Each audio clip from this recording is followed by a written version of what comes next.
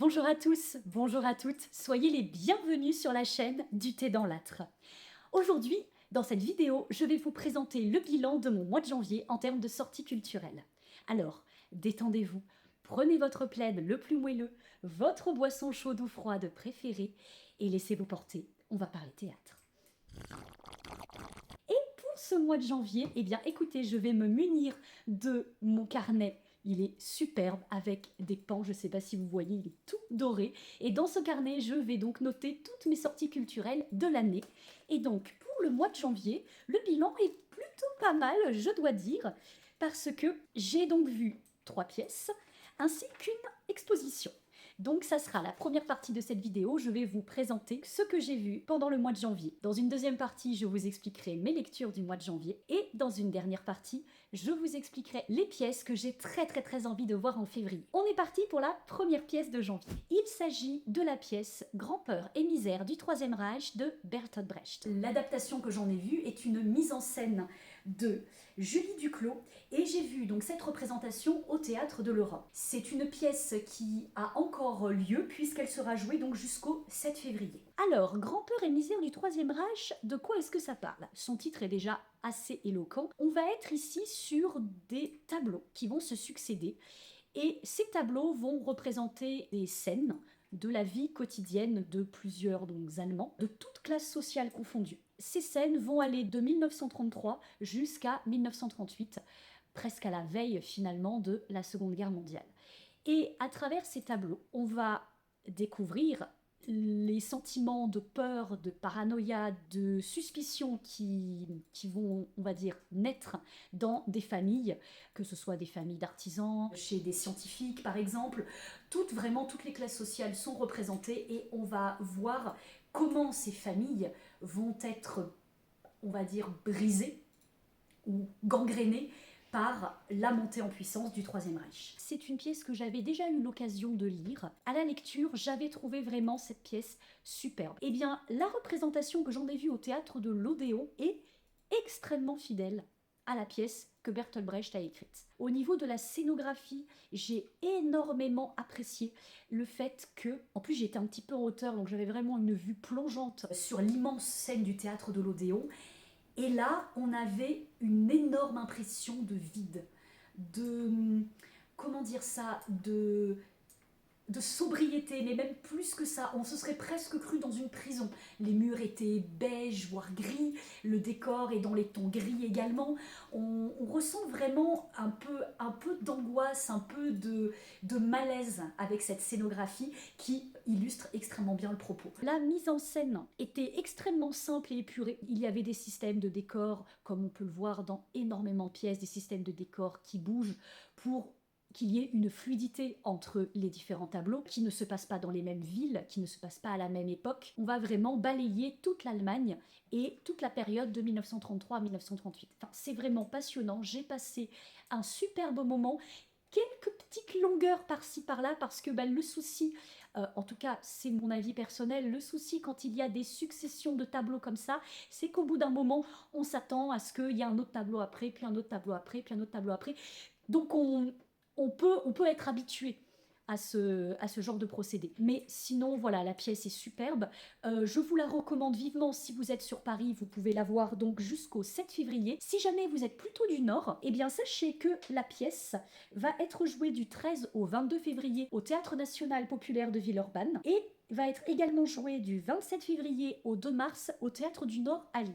Voilà, donc si vous êtes du Nord, eh bien écoutez, foncez voir cette pièce, elle est superbe. J'ai également eu le petit fascicule dans lequel vous avez une interview de la metteur en scène où elle explique ce qu'elle a voulu faire, comment elle a voulu rendre hommage à Brecht.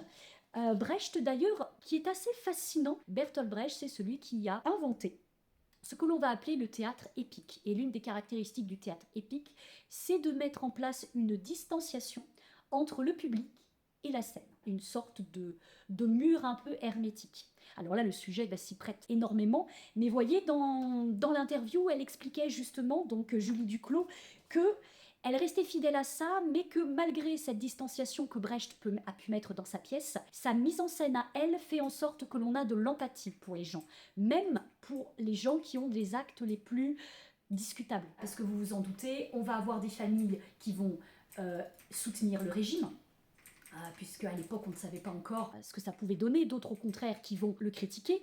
Et dans les personnes qui vont soutenir le régime, vous allez avoir évidemment de la délation, et on pourrait être tenté de condamner ces personnes, mais au lieu de cela, la mise en scène et le travail des personnages fait que l'on a plutôt de l'empathie pour eux et qu'on va même se mettre à leur place et dire ben oui, moi à leur place, qu'est-ce que j'aurais fait? Ben, j'aurais très certainement fait la même chose. Donc vraiment, je ne vous en dis pas plus pour ne pas vous spoiler, ne pas trop vous en dire. Donc, Grand-peur et misère du Troisième Reich de Julie Duclos, pièce donc de Bertolt Brecht au théâtre de l'Odéon. Pour la deuxième pièce, il s'agit donc d'une comédie, de quelque chose de beaucoup plus léger que je suis allée voir au théâtre 12, et je suis allée voir Le cas Martin Piche. Alors, Le cas Martin Piche, c'est une pièce de Jacques Mougenot. Donc c'est une comédie.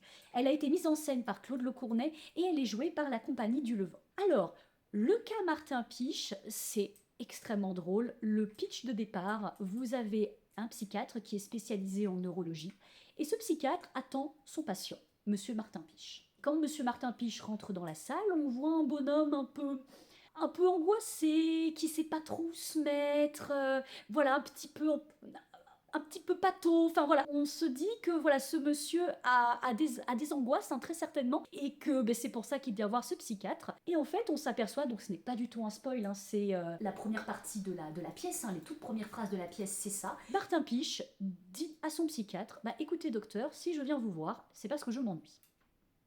Bon, mais vous vous ennuyez tout le temps? Ah oui, oui, oui, oui, tout le temps, tout le temps, tout le temps. Mais c'est impossible, enfin on ne peut pas s'ennuyer tout le temps. Ah si, docteur, je m'ennuie. Tout le temps, tout le temps, tout le monde m'ennuie, même vous, là, vous êtes en train de me parler, je m'ennuie aussi, c'est pas de votre faute, hein. Il y a que quand je dors que je m'ennuie pas, et encore, quand je me couche, je m'ennuie quand même, et au réveil, je m'ennuie toujours. Et ça fait 3 ans que ça dure. Et on part de là, de ce monsieur Martin Piche qui s'ennuie 24 heures sur 24, enfin, sauf quand il dort, et de ce psychiatre qui va essayer de creuser le cas Martin Piche et qui va du coup essayer de résoudre ce cas qui est exceptionnel pour lui et qui pourra lui faire un bond dans sa carrière. La pièce est malheureusement terminée, en tout cas en représentation avec cette compagnie, elle est terminée puisqu'elle était en représentation jusqu'au 26 janvier, mais je vous laisse surveiller Guilleréduc parce qu'il est possible que cette pièce soit reprise par une autre compagnie, ou que la même compagnie la joue la saison prochaine. En tout cas, surveillez bien cette pièce, c'est une pièce qui est jouée très souvent. Vraiment, vous passez un excellent moment, enfin je ne me suis pas ennuyée du tout, la pièce est drôle, on est sur un duo dans un huis clos, c'est vraiment superbe, enfin vraiment, allez-y, vous allez passer un excellent moment. Pour la troisième pièce que j'ai vue au mois de janvier, il s'agit d'une création cette fois-ci, qui s'appelle Voyage en Ésopie. Et c'est une pièce donc que j'ai vue au Théâtre Pixel. Alors, le Théâtre Pixel, si vous n'y avez... Oh! Alors, le Théâtre Pixel, si vous n'y avez jamais été, c'est un tout petit théâtre, je crois qu'une trentaine, quarantaine de places, qui se situe dans le 18e. C'est une pièce poétique. Pour être très transparente avec vous, quand je suis allée voir cette pièce, je ne m'attendais absolument pas à voir de la poésie. En réalité, je ne m'étais même pas renseignée sur la pièce. J'y suis vraiment allée comme ça, fleur au fusil, comme on dit. Et c'était un peu ma première, on va dire, mon premier contact avec des poèmes mis en scène au théâtre. Et écoutez, comment dire, j'ai beaucoup aimé la pièce, où les poèmes sont vraiment, alors, très beaux.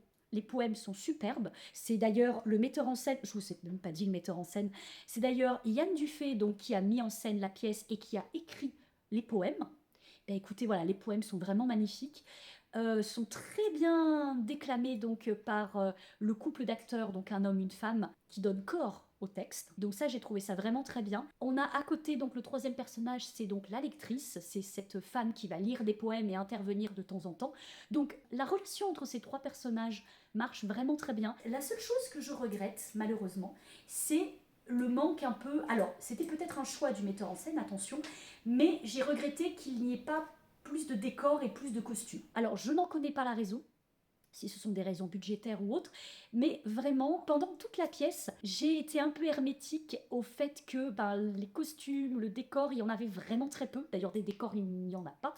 Tout est fait, en fait, avec des effets de lumière. Vraiment, cette pièce aurait intérêt à avoir des créas lumière beaucoup plus poussés, je pense, des costumes beaucoup plus poussés et des décors. Voilà, et là vraiment ça aurait été super. Il me semble que la pièce s'est terminée, mais c'est une compagnie, c'est d'ailleurs la compagnie, pardon, la compagnie théâtrale Psyché, qui met en scène donc cette création de Yann Dufay. Il y a moyen que vous retrouviez cette pièce peut-être à Avignon ou en tout cas à d'autres dates parisiennes, donc surveillez bien les sites de réservation. Mais sinon voilà, j'ai hâte de voir l'évolution de cette compagnie et de voir comment ils vont améliorer cette pièce. On finit cette rétrospective de janvier par une exposition que je suis allée voir au théâtre bien entendu, non, que je suis allée voir au musée du Quai Branly. C'est une exposition que j'ai vue totalement par hasard parce que à la base, avec mes parents, on était allé voir l'exposition Zombie au théâtre du Quai Branly. Décidément, j'ai envie que le Quai Branly soit un théâtre,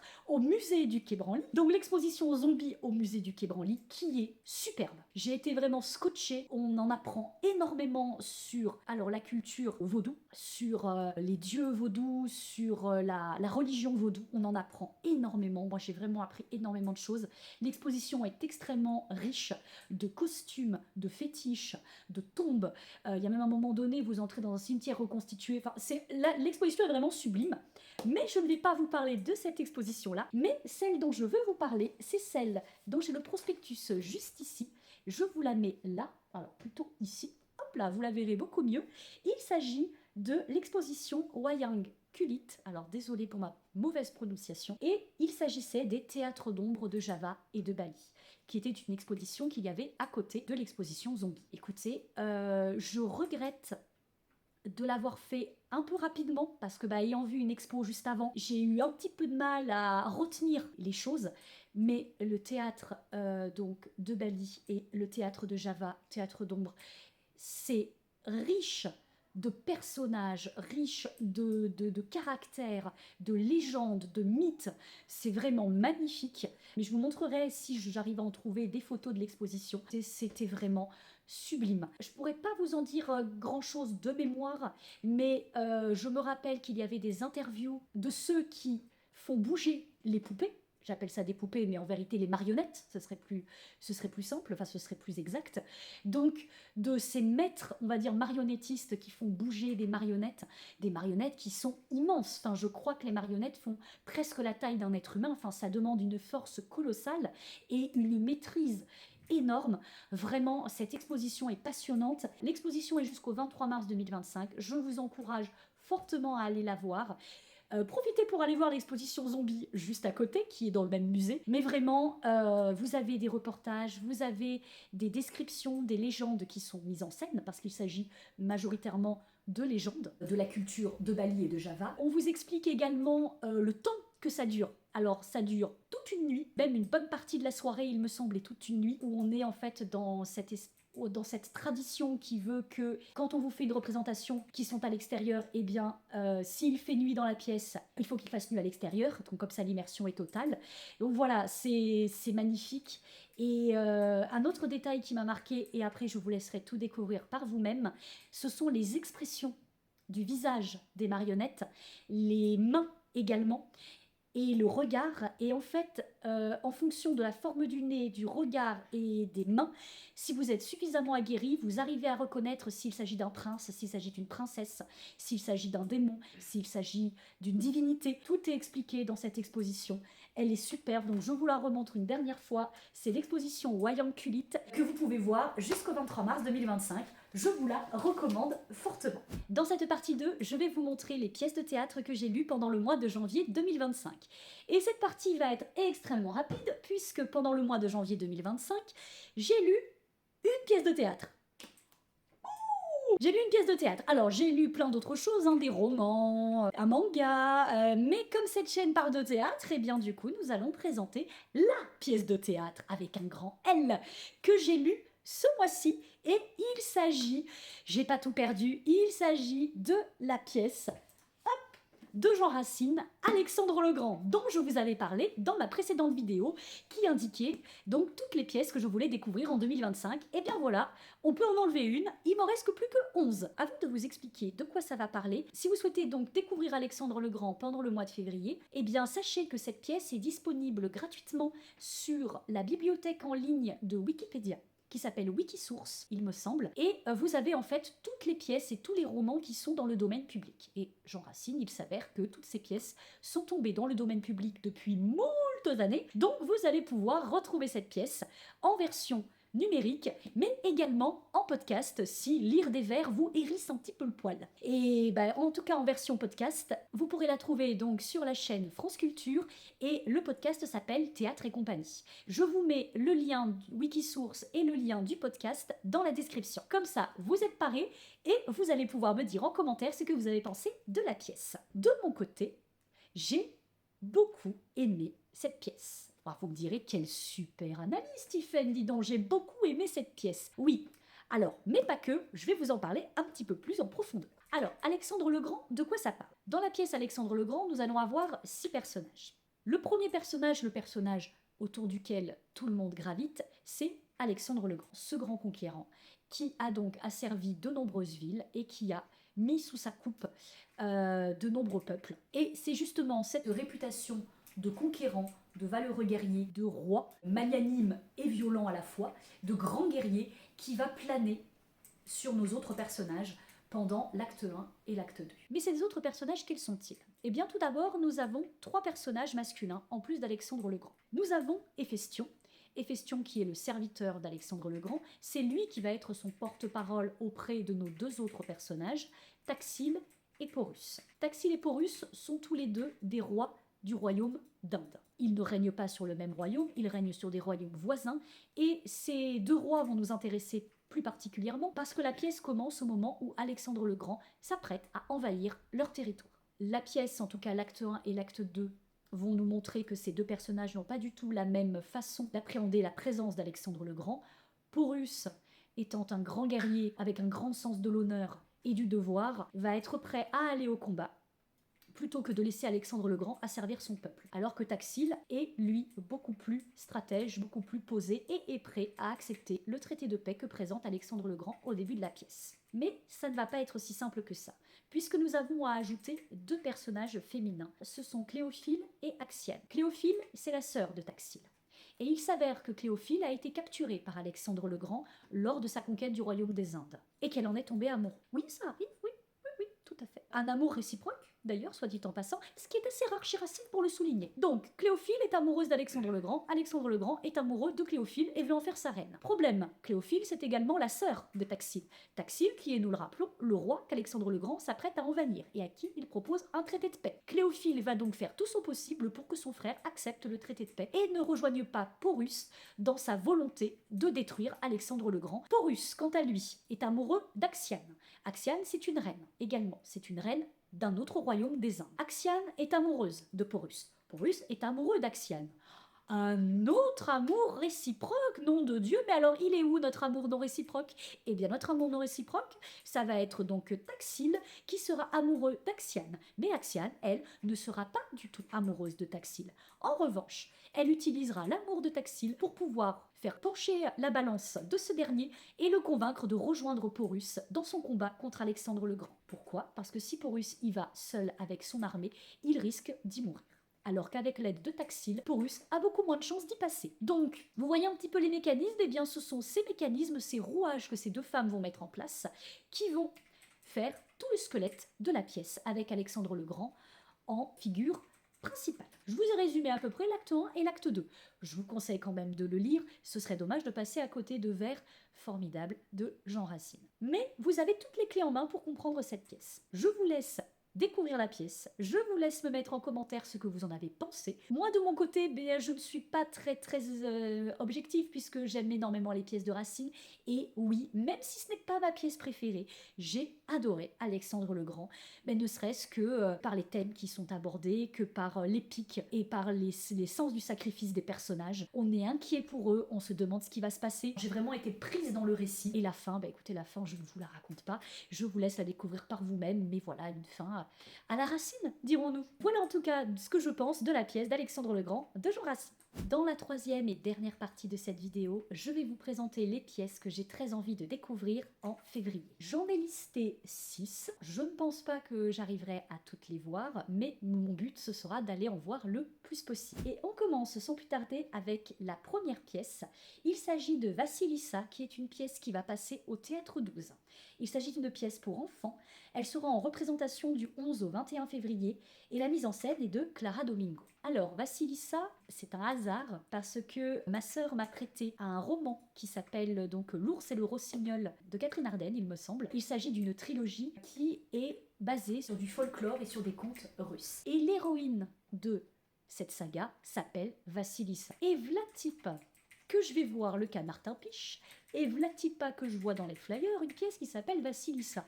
Alors que je venais juste de terminer le livre. Ni une ni deux, j'ai pris mon petit flyer et je l'ai mise dans ma liste. C'est une pièce pour enfants, ça a l'air mignon comme tout. Il y a 3 femmes sur scène, les décors ont l'air vraiment superbes. Je m'attends à être emportée dans le mythe de Vassilissa et de la Baba Yaga. Ça me donne extrêmement envie, donc je vous en dirai beaucoup plus si jamais je vais voir cette pièce. La deuxième pièce, il s'agit d'un classique, Le ciel, la nuit et la fête, qui est un ensemble de 3 pièces de Molière, donc Le Tartuffe, Don Juan et Psyché. Et en fait, vous avez la possibilité d'aller voir les pièces indépendamment ou d'aller les voir les 3 l'une à la suite de l'autre. Ce sont 3 pièces qui sont mises en scène par 3 metteurs en scène différents. Et moi, donc celle qui m'intéresse le plus, il s'agit de Le Tartuffe, qui sera donc en représentation au Théâtre de la Commune à Aubervilliers, et la mise en scène sera de Léo Cohen-Paperman. Pourquoi Tartuffe? Tartuffe, c'est une pièce que je n'ai encore jamais vue. J'avais loupé la représentation à la Comédie Française, et bien écoutez, comme en plus il s'avère que janvier était le mois d'anniversaire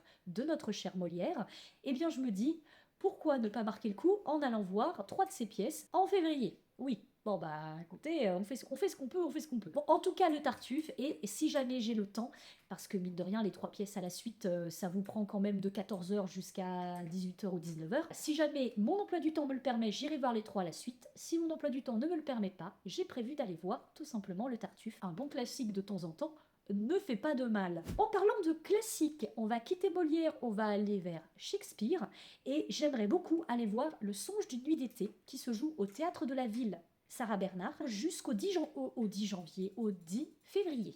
Et la mise en scène est de Emmanuel de Marcy-Motta, qui en a vraiment fait une création à partir du texte. Alors, pourquoi Le Songe d'une nuit d'été? Déjà, les costumes, les décors, la créa-lumière sont sublime. Je m'attends à être transportée, je m'attends à voyager, je m'attends à me perdre dans des méandres de rêveries, de dieux, de fées, enfin vraiment voilà, je m'attends à voyager dans un autre monde, dans une autre dimension, et c'est ce que promet la pièce de Shakespeare. Nous verrons ce qu'en fait Emmanuel de Marcy-Motta. Je vais juste vous lire un tout petit passage de ce qu'en dit le Théâtre de la Ville sur son site. Désir ardent et sortilège nocturne, une ode au pouvoir de l'imaginaire et de l'amour face aux rigueurs du monde. Voilà, donc si vous ne connaissez pas Le Songe d'une nuit d'été, mais écoutez, pour être tout à fait honnête, ce n'est pas du tout l'une de mes préférées de Shakespeare.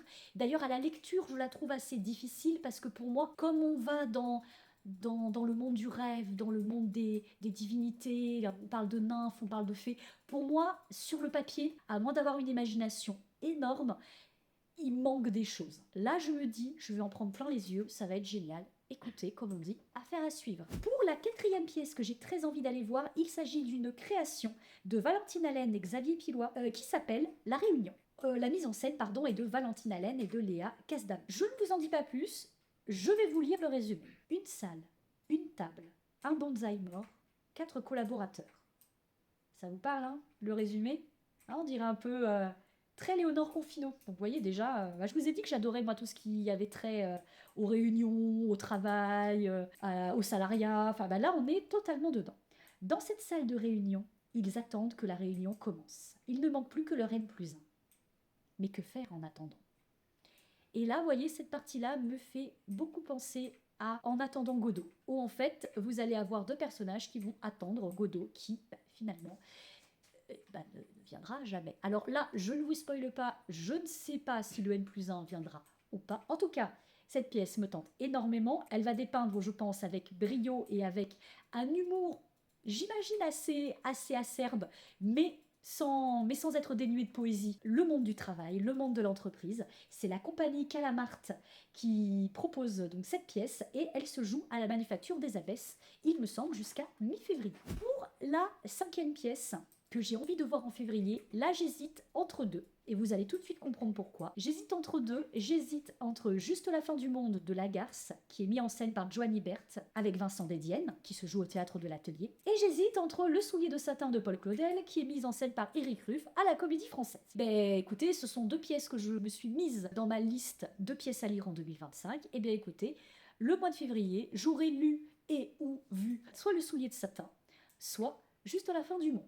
Comme ça, vous êtes prévenus, vous avez au moins l'une de mes lectures de février. Je n'en dis pas plus sur ces deux pièces puisque j'en ai déjà pas mal parlé dans ma vidéo précédente. Je vous laisse la regarder si jamais vous ne l'avez pas vue, mais je détaille beaucoup plus ces deux pièces. Et enfin, pour la dernière pièce que je souhaite aller voir, il s'agit de Arthur et Mathilde, joué par la compagnie Les 4 saisons. C'est joué à la Divine Comédie et il s'agit d'un spectacle d'improvisation dans lequel le public choisit les thèmes qu'il souhaite voir. Et les comédiens font avec ce que le public propose. Le thème, il est très simple, un lit, un couple, 3 époques. Je n'ai pas besoin d'en dire plus, je vais rarement voir des spectacles d'improvisation. Écoutez, là ce sera l'occasion d'en découvrir. Cette vidéo est maintenant terminée, j'espère qu'elle vous aura plu. Si c'est le cas, n'hésitez pas à la liker, à la partager, à la faire voyager, à la faire partir en tournée. N'hésitez pas également à mettre un commentaire sur les pièces que vous aimeriez voir ou lire en février. Et également, si vous avez lu Alexandre le Grand, n'hésitez pas à me mettre un petit commentaire pour me dire ce que vous en avez pensé et on en discute avec grand plaisir. D'ici là, je vous salue bien bas et je vous dis à bientôt. Ciao!